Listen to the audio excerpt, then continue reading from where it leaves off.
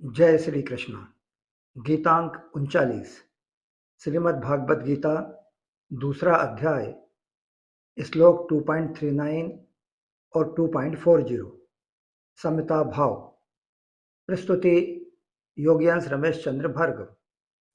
प्रिय धर्म प्रेमियों, पिछले अंक यानी गीतांक 38 में हमने श्लोक 2.37 और श्लोक 2.38 इन दो श्लोकों के अंतर्गत भगवान द्वारा बताए गए युद्ध करने के औचित्यपूर्ण लाभ एवं संभाव के बारे में जाना। अगले दो श्लोकों में भी भगवान अर्जुन के लिए उसी समता भाव की महत्ता को सुनने के लिए कहते हैं। गतांक से आगे श्लोक 2.39। ऐसा ते भीता सांख्ये बुद्धिर्योगे तिमाम शृणु बुद्ध्या युक्तो यया पार्थ कर्मबंधम प्रहास्यसि। स्वाध्याय मनन 8 बिंदुओं में। पॉइंट नंबर 1, ऐसा ते भीता सांख्ये बुद्धिर्योगे तिमाम शृणु। यहाँ तू पद सांख्य और योग प्रकरण का संबंध विच्छेद करने के लिए आया है, अर्थात पहले सांख्य का प्रकरण कह दिया और बाद में भगवान योग का प्रकरण कहते हैं। पॉइंट नंबर 2, यहाँ ऐसा पद पूर्व श्लोक 2.38 में वर्णित समबुद्धि के लिए आया है। इस समबुद्धि का वर्णन इसी दूसरे अध्याय अर्थात सांख्य योग में 11वें से 30वें श्लोक तक अच्छी तरह किया गया है। वास्तव में देह देही का ठीक ठीक विवेक होने पर समता में अपनी स्वतः सिद्ध स्थिति का अनुभव हो जाता है, कारण कि देह में राग रहने से ही विषमता आती है। इस प्रकार भगवान अर्जुन से कहते हैं कि सांख्य योग में तो समबुद्धि का वर्णन हो चुका है, अब इसी समबुद्धि को तू कर्म योग के विषय में सुन। पॉइंट नंबर 3, यहाँ इमाम कहने का तात्पर्य है कि अभी इस समबुद्धि को कर्मयोग के विषय में कहना है कि यह समबुद्धि कर्मयोग में कैसे प्राप्त होती है, इसका स्वरूप क्या है, इसकी महिमा क्या है। इन बातों को जानने के लिए भगवान ने अर्जुन को उक्त विषय में सुनने के लिए कहा है। पॉइंट नंबर 4, बुद्धया युक्तो यया पार्थ कर्मबंधम प्रहास्यसि। जैसा कि पूर्व में पहले अध्याय के 36वें और 45वें श्लोक में बताया गया कि अर्जुन के मन में युद्ध करने से पाप लगने की संभावना थी, परंतु भगवान के मत में कर्मों में विषम बुद्धि अर्थात राग द्वेष होने से ही पाप लगता है, समबुद्धि होने से पाप लगता ही नहीं। जैसे संसार में पाप और पुण्य की अनेक क्रियाएं होती रहती हैं, पर उन क्रियाओं से हमें पाप पुण्य नहीं लगते, क्योंकि उनमें हमारी समबुद्धि रहती है, अर्थात उनमें हमारा कोई पक्षपात, आग्रह अथवा राग द्वेष आदि नहीं रहते। ऐसे ही अगर तू भी समबुद्धि से युक्त रहेगा तो तेरे को भी ये कर्म बंधन कारक नहीं होंगे। पॉइंट नंबर 5, इसी अध्याय के 7वें श्लोक में अर्जुन ने भगवान से अपने कल्याण की बात पूछी थी, इसलिए भगवान अर्जुन के समक्ष कल्याण के मुख्य मुख्य साधनों का वर्णन करते हैं। जैसे पहले भगवान ने सांख्य योग का साधन बताकर कर्तव्य कर्म करने पर बड़ा जोर दिया कि क्षत्रिय के लिए धर्मरूप युद्ध से बढ़कर श्रेय का अन्य कोई साधन नहीं है, जैसा कि पूर्व श्लोक 2.31 में कहा गया है। इसके बाद श्लोक 2.38 में भगवान ने उसे बताया कि अगर समबुद्धि से युद्ध किया जाए तो पाप नहीं लगता है।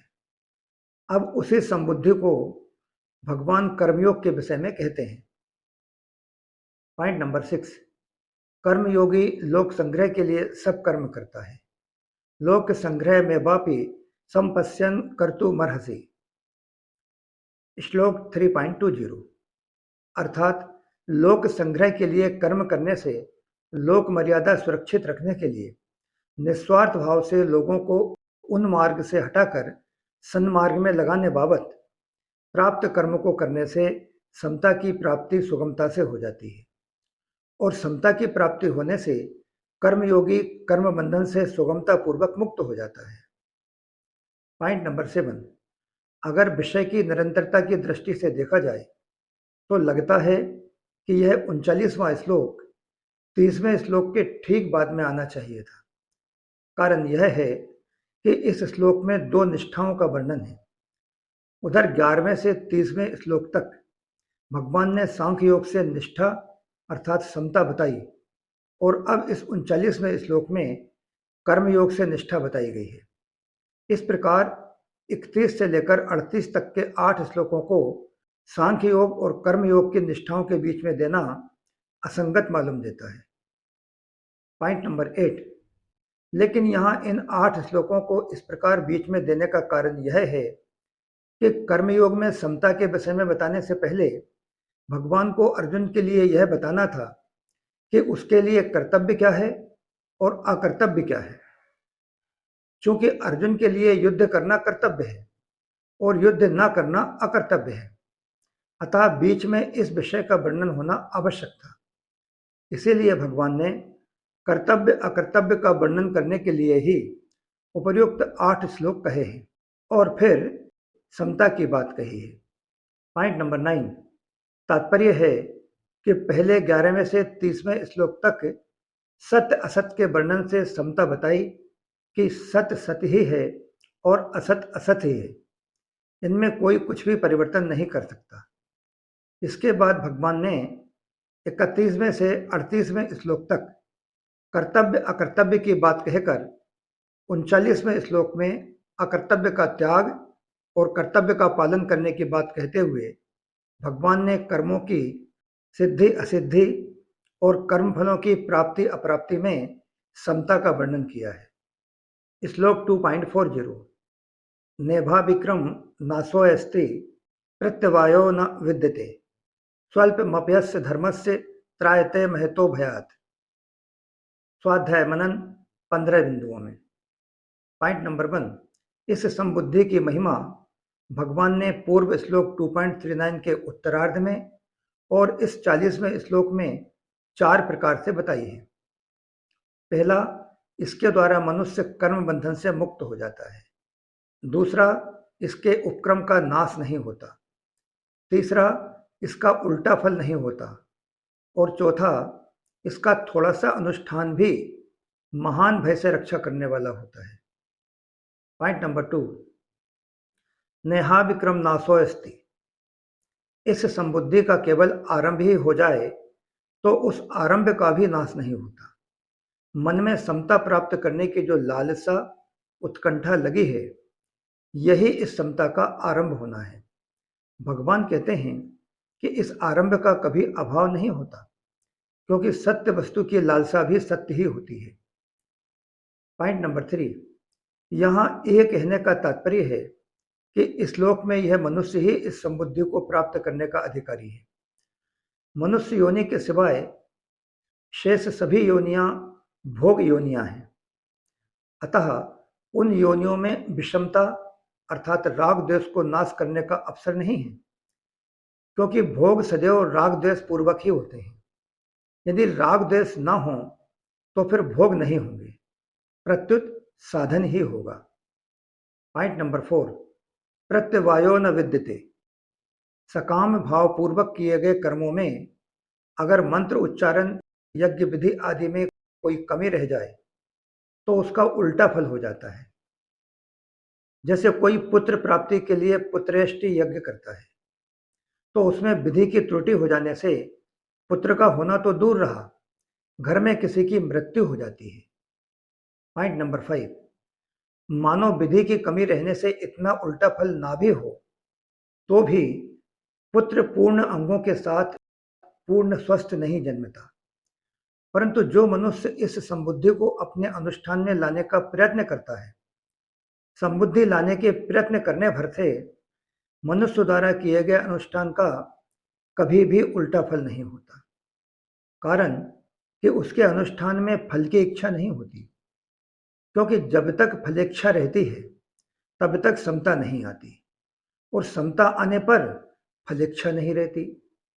अतः ऐसे अनुष्ठान का विपरीत फल होना संभव ही नहीं है। पॉइंट नंबर 6, विपरीत फल क्या है? संसार से विषमता का होना ही विपरीत फल है।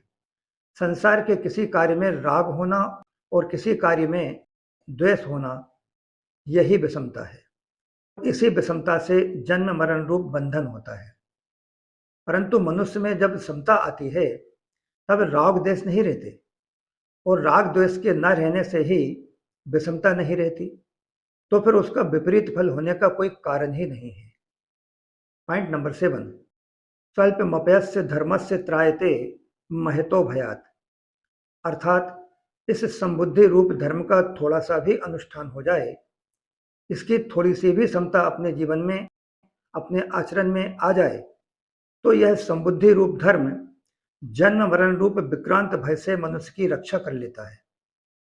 जैसे सकाम कर्म फल देकर नष्ट हो जाता है, ऐसे यह समता धन संपत्ति आदि फल दे दाकर नष्ट नहीं होती, क्योंकि इसका फल नाशवान धन संपत्ति आदि की प्राप्ति नहीं होता। पॉइंट नंबर 8, साधक के अंतःकरण में अनुकूल प्रतिकूल वस्तु, व्यक्ति, घटना, परिस्थिति आदि में जितनी समता आ जाती है, उतनी समता अटल हो जाती है। उस समता का किसी भी काल में नाश नहीं हो सकता। उसका स्वर्ग आदि ऊंचे लोकों में अनेक वर्षों तक सुख भोगने पर और मृत्यु लोक के भोग भोगने पर भी नाश नहीं होता। श्लोक 6.41 और 6.44। यह समता कभी भी किंचित मात्र भी खर्च नहीं होती, प्रत्युत सदा ज्यों की त्यों सुरक्षित रहती है, क्योंकि यह सत्य है, अर्थात सदा रहने वाली है। पॉइंट नंबर 9, धर्म नाम दो बातों का है। एक दान करना, प्याऊ लगाना, अन्य क्षेत्र खोलना आदि परोपकार के कार्य करना, और दूसरा वर्ण आश्रम के अनुसार शास्त्र विहित अपने कर्तव्य कर्म का तत्परता से पालन करना। तो इन धर्मों का निष्काम भाव पूर्वक पालन करने से समता रूप धर्म स्वतः ही आ जाता है, क्योंकि समता रूप धर्म स्वयं का धर्म है, स्वयं का स्वरूप है। इसी बात को लेकर यहाँ संबुद्धि को धर्म कहा गया है। आइए अब समता संबंधी विशेष बात को जाना जाए। पॉइंट नंबर 10, लोगों के मन में प्रायः यह बात बैठी हुई है कि मन लगने से ही भजन स्मरण होता है, मन नहीं लगा तो राम राम करने से क्या लाभ है। परंतु गीता की दृष्टि में मन लगना कोई ऊंची चीज नहीं है। गीता की दृष्टि में ऊंची चीज है समता। किसी व्यक्ति में दुनिया भर के दूसरे लक्षण आए या ना आए, लेकिन अगर समता आ गई तो उस व्यक्ति को गीता सिद्ध पुरुष कह देती है। अतः सिद्ध पुरुष होने के लिए समता आना बहुत जरूरी है। दूसरे सब लक्षण आ जाएं और समता ना आए तो गीता जी की दृष्टि से वह सिद्ध नहीं हो सकता। पॉइंट नंबर 11, समता दो तरह की होती है, अंतःकरण की समता और स्वरूप की समता। समरूप परमात्मा सब जगह परिपूर्ण है। उस समरूप परमात्मा में जो स्थित हो गया, उसने संसार मात्र पर विजय प्राप्त कर ली, वह जीवन मुक्त हो गया। पॉइंट नंबर 12, परंतु इसकी पहचान अंतःकरण की समता से होती है, और अंतःकरण की समता है सिद्धि असिद्धि में सम रहना। पॉइंट नंबर 13, प्रशंसा हो जाए या निंदा हो जाए, कार्य सफल हो जाए या असफल हो जाए, अकूत धन संपदा आ जाए या चली जाए, मगर उससे अंतःकरण में कोई हलचल ना हो, सुख दुख हर्ष शोक आदि ना हो, तो ऐसी समता का कभी नाश नहीं होता। इस प्रकार कल्याण के सिवाय इस समता का दूसरा कोई फल होता ही नहीं।